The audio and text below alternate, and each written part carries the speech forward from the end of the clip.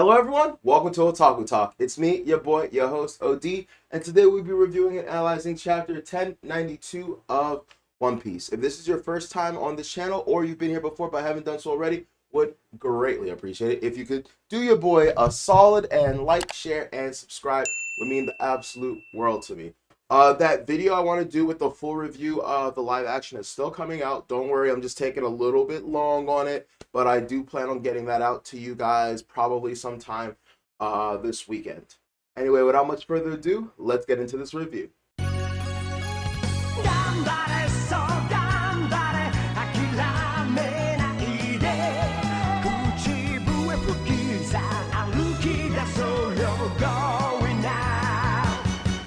Alright, chapter 1092, Tyrant Kuma's Rampage through the Holy Land. This was a pretty dope chapter.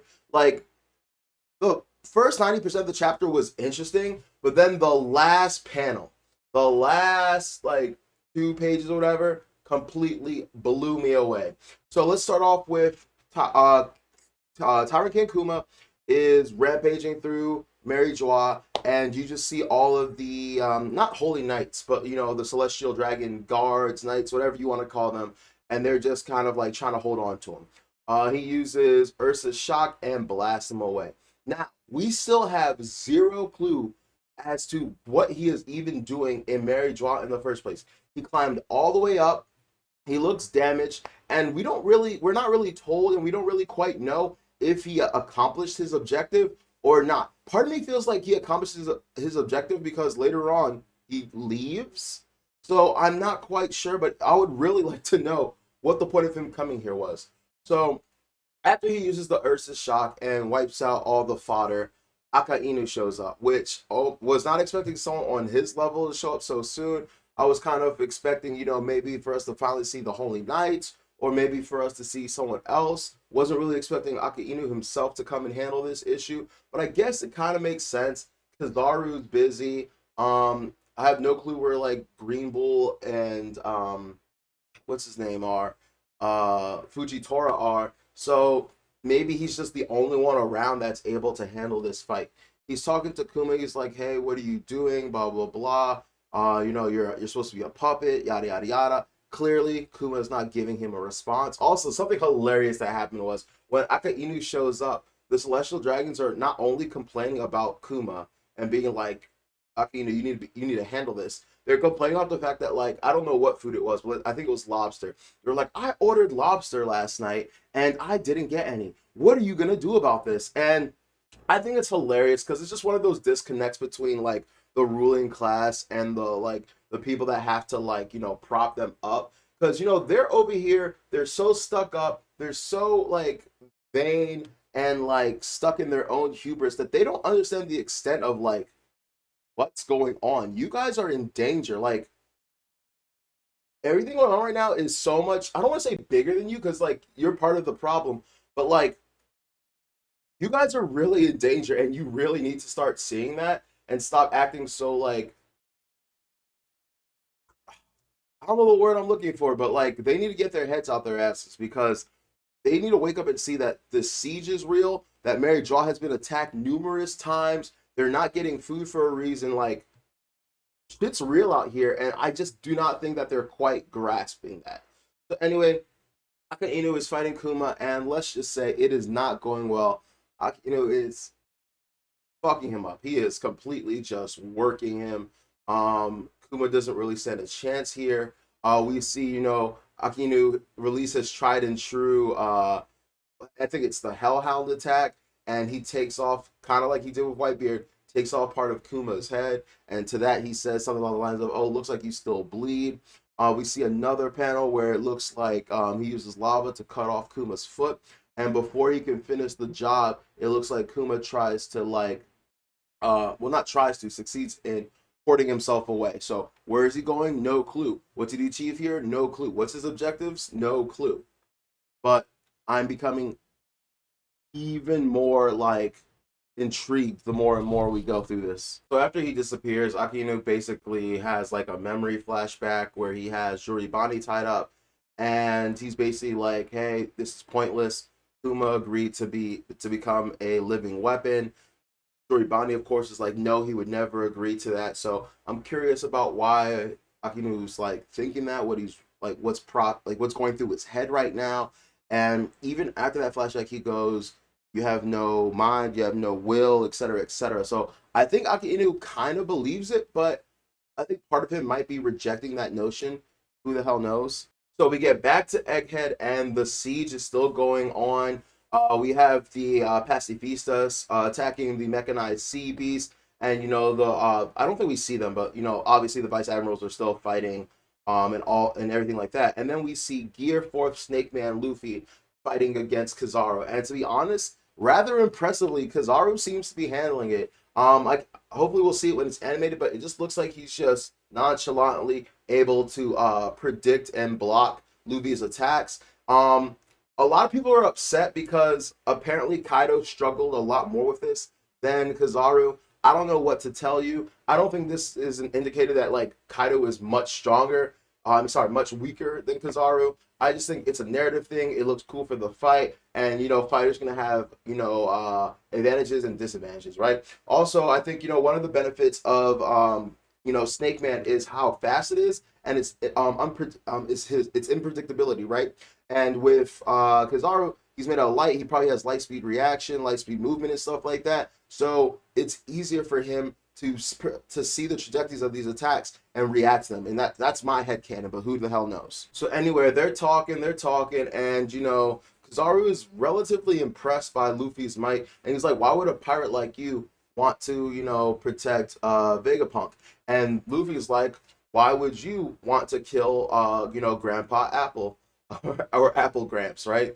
And Kizaru's like, well, I don't want to. It's been pretty much established that like he's friends with Vegapunk. He likes Vegapunk. He has history with Vegapunk, but he's a dog of the Marines. He's an obedient, loyal, pawn to be used as he will. And so that's the situation. So after that, we see Kizaru quickly retreat from the battle, like so fast that even Luffy is like, how did he get away so fast? How far did he go?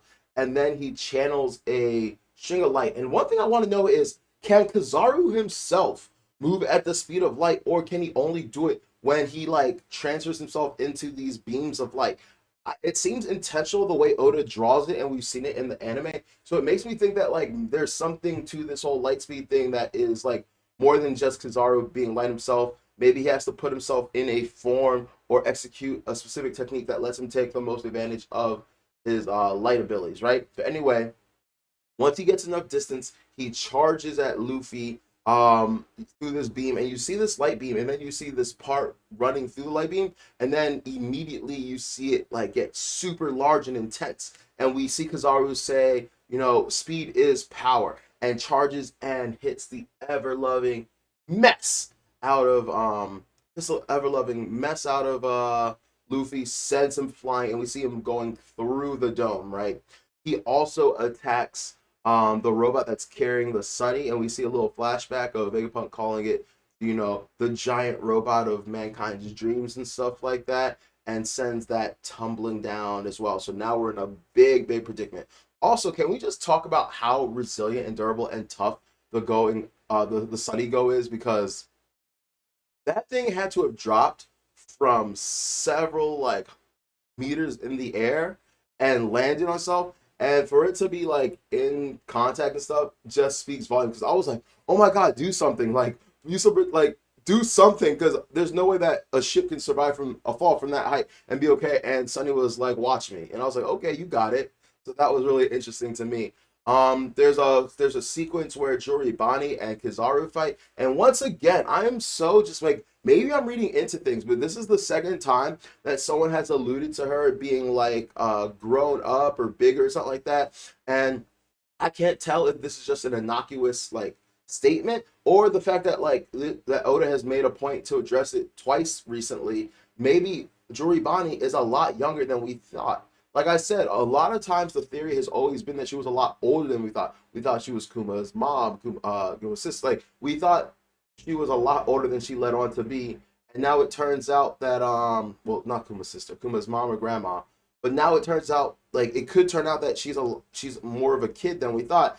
We keep getting clues that she's a crybaby. She cries all the time. Maybe that's because she's young and she shouldn't be doing all the things she's doing. And she has this devil fruit ability that's letting her, pretend to be older than she is. Anyway, after Kizaru makes light work of both Luffy and Juribani, like something out of a horror film, he just immediately shows up behind the three Vegapunks. By the way, the three Vegapunks have just cracked the code that York or hacked the code that York put in place to stop them from messing with the dome. So like at first we're like, yes, we got it, but now like, here's Kizaru. And as Kizaru is about to finish off the Vegapunks, all of a sudden we see Gear 5 Giant Luffy grab the ever-loving mess out of Kizaru. We see, Nami and Usopp freaking out. I can't remember if on Wano they actually saw Luffy in this form before, because there were a bunch of people whose eyes were popping out, and I can't remember if they were included in that. But if this is their first time seeing like Gear 5 Luffy do this kind of thing, that's amazing. Because I don't even think they saw him do it when Rob Lucci appeared. I haven't the fondest, but obviously they're completely shocked. They're bewildered. They're like, what the hell? And we hear from Luffy. He's like, you sent me through multiple layers of the dome and whatnot. I thought I was gonna die. So that means not only did Luffy get sent through layers of the dome and survive, he had to get back, and he still survived. And we see Gear 5 Luffy covered in like wounds and scratches and stuff like that. Not scratches, but you guys get what I'm saying, like wounds and like just visible markers of damage taken from, I believe, the barrier more than Kizaru. But once again, I'm just kind of speculating, right? So yeah, this is going to get so real. This is going to get so tough. This is the actual real fight. Part of me is like, you started off in Gear 5 to fight Lucci. Why didn't you start off in Gear 5 to fight Kizaru? Whatever. I think, once again, it's just a narrative thing. It's just, it's more exciting to not start off full power, but steadily, build yourself up. And it lets us know exactly where Kizaru stands, and he's able to easily handle gear 4 and stuff like that. And we can kind of assume that even though he was in these gears, he was probably using, Ryu, maybe possibly using some conquerors. I don't know. I'm speculating, but it's just a good showing and a level marker for Kizaru. Now, at the same, also Kizaru isn't just chill about this. Don't get me wrong. Normally, Kizaru's really good about putting on this like facade of too cool for school. No, he is visibly worried. Like you see like a freaking a bead of sweat coming off of him. And I think he says something along the lines of no, he doesn't. Well, in the translation I'm looking at, there you are. So this is basically he's been briefed on Gear 5, but he hadn't had a chance to see it yet. And now that he sees it, he's like, okay, so this is that. All right, well, let's see how this goes for me. Now, while that's happening, we see in the basement that giant robot that's been inactive for hundreds of centuries or whatnot, or not hundreds, for multiple centuries, turn on. And it seems like it's reacting to the drums of liberation that are being emitted from Luffy. Now, I'm super excited. I can't wait to see what happens. I can't wait to see how effective this giant robot is, how it can help them. It's probably going to take over the role of the robot that Vegapunk built in order that was going to take the Sunny out to sea. Maybe he can actually fly outside of the aircon of Egghead. Who the hell knows? But my question is, what is causing it to activate now? Because previously, Luffy went Gear 5 already while fighting Lucci.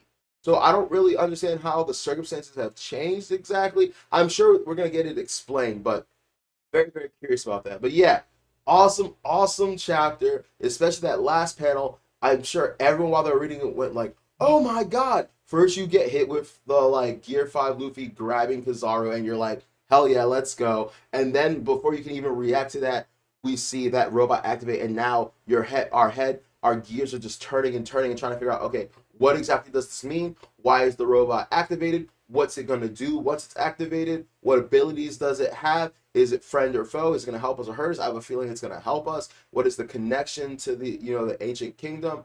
And what is its objective now? Anyway, this has been Otaku Talk. It's me, your boy, your host, OD. Please remember to like, share, and subscribe. And have a great rest of your week. Take care. Peace.